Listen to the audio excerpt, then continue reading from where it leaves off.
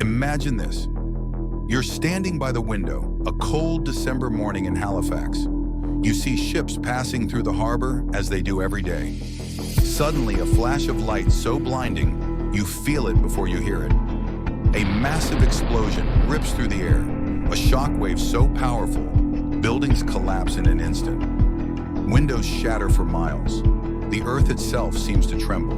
In the blink of an eye, your world changes forever. This is the story of the Halifax Explosion, the largest man-made explosion before the atomic bomb. A moment that left nearly 2,000 people dead, 9,000 wounded, and a city forever scarred. But how did this tragedy happen? What events led to that terrible morning? And how did a community rise from the ashes? Let's go back to where it all began. It's 1917, and the world is at war. Halifax, Nova Scotia, is a key port for the Allied forces, a gateway between Europe and North America.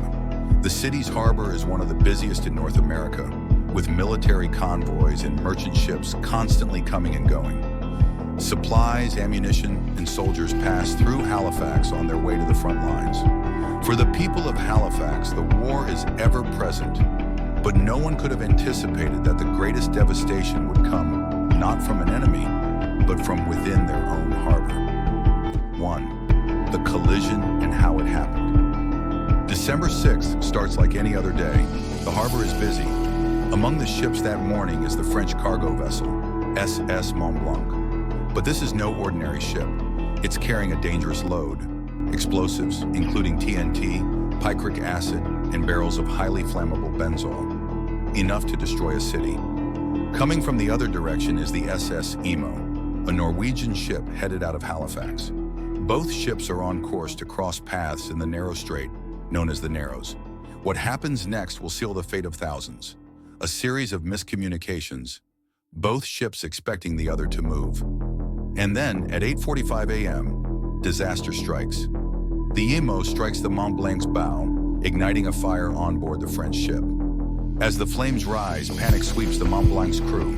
They know what's coming. The captain orders them to abandon ship, but no one in Halifax knows the danger they're in. People gather by the waterfront, watching the fire, unaware of the ticking time bomb in their midst. 2. The explosion and immediate aftermath. At 9:04 a.m., the Mont-Blanc explodes. The blast is beyond comprehension. 2.9 kilotons of force. A fireball erupts 1,000 feet into the sky. The shockwave travels at 1,000 meters per second, flattening everything in its path. Entire neighborhoods are obliterated in seconds. White-hot shards of iron fell down upon Halifax and Dartmouth. Mont-Blanc's forward 90mm gun, its barrel melted away, landed approximately 3.5 miles north of the explosion site. Windows shatter 50 miles away. The sound of the explosion is heard hundreds of miles away, and a massive tsunami follows, crashing onto the shore. The explosion projected the 1,140-pound anchor shaft of the Mont-Blanc, approximately 2.5 miles from the point of the explosion, a fact which attests to the power of the explosion. Nearly 2,000 people are killed in an instant. Men, women, children, innocent lives snuffed out in the blink of an eye. Over 9,000 are injured. Many are blinded by shattered glass, others are crushed by debris. And just when it seems things couldn't get worse, a freezing winter storm rolls in, hampering rescue efforts. The explosion and its aftermath caused thousands of injuries. Many people were injured by flying glass when windows shattered from the shockwave. Since the explosion happened around 9 a.m., many were inside their homes or workplaces near windows, and the sudden pressure change caused windows to blow out. This resulted in severe eye injuries, and some people were blinded. Eye injuries were one of the most common and serious types of harm caused by the explosion. The intense force of the explosion caused widespread blunt force trauma. People close to the explosion were struck by debris, thrown through the air, or suffered crushing injuries from collapsing buildings. Broken bones, lacerations, and contusions were rampant, particularly among those near the blast epicenter. The explosion caused fires throughout Halifax, which trapped many people in burning buildings. Additionally, the heat from the explosion itself was intense, and many people sustained severe burns. some from the immediate blast and others from being caught in the fires that spread afterward. Thousands of buildings were damaged or destroyed, and people inside these structures were buried in rubble or struck by falling objects. This led to many crush injuries, including broken limbs and head injuries. Entire neighborhoods were reduced to ruins, making rescue efforts difficult and further endangering survivors who were trapped. The immense shockwave also caused many traumatic brain injuries. People were thrown against walls or hit by falling debris, leading to concussions and more severe head trauma. These injuries were common even among those at a distance from the explosion. The sound of the explosion was deafening and caused many people to suffer temporary or permanent hearing loss. The sudden noise combined with the pressure wave damaged eardrums and led to significant hearing impairments for many survivors.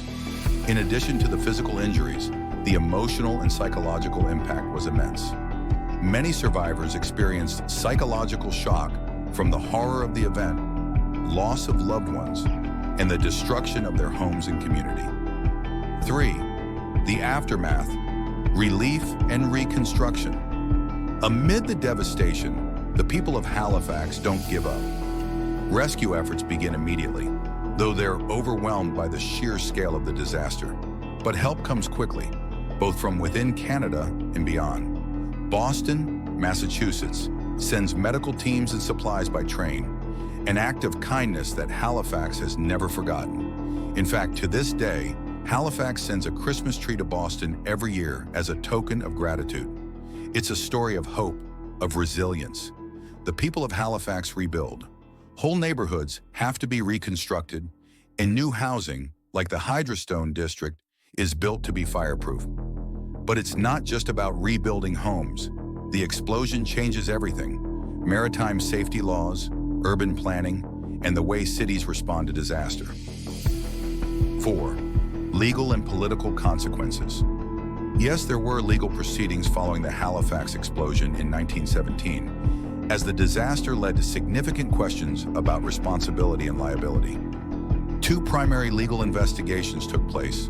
The first formal investigation was conducted by the Canadian Wreck Commissioner's Inquiry, which began in late December 1917. This inquiry sought to determine the causes of the explosion and whether any individuals or parties were at fault.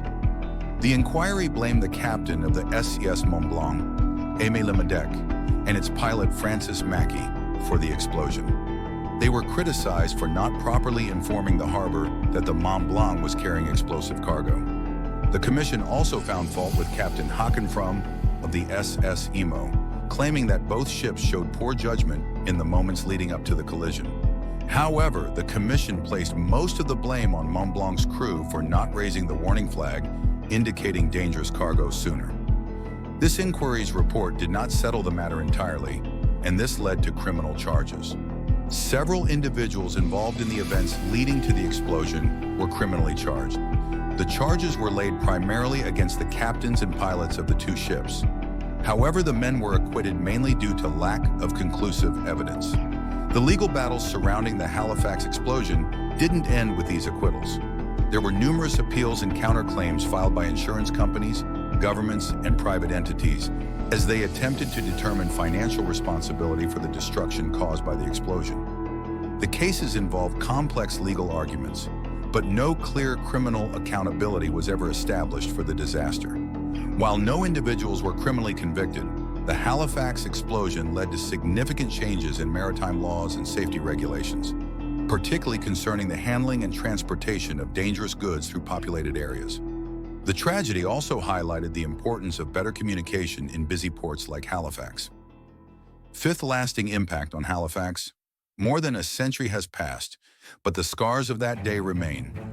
Memorials dot the city, reminders of the lives lost and the strength of those who survived. The Halifax explosion is more than just a historical event. It's a story of human endurance. It's about how a community faced unimaginable tragedy and, against all odds, rebuilt stronger than ever. Every December 6th, the people of Halifax gather to remember, to honor the lost, the injured, and the heroic, and to remind ourselves that even in the darkest moments, hope can rise from the ashes. The Halifax explosion is a tragic chapter in Canadian history, but it's also a story of resilience. A city destroyed, yet reborn. a community devastated yet never defeated. Halifax's spirit endures, and so too does the memory of those who perished that fateful day. Thank you for watching, and if this story moved you, please consider subscribing to learn more about the moments in history that shaped our world.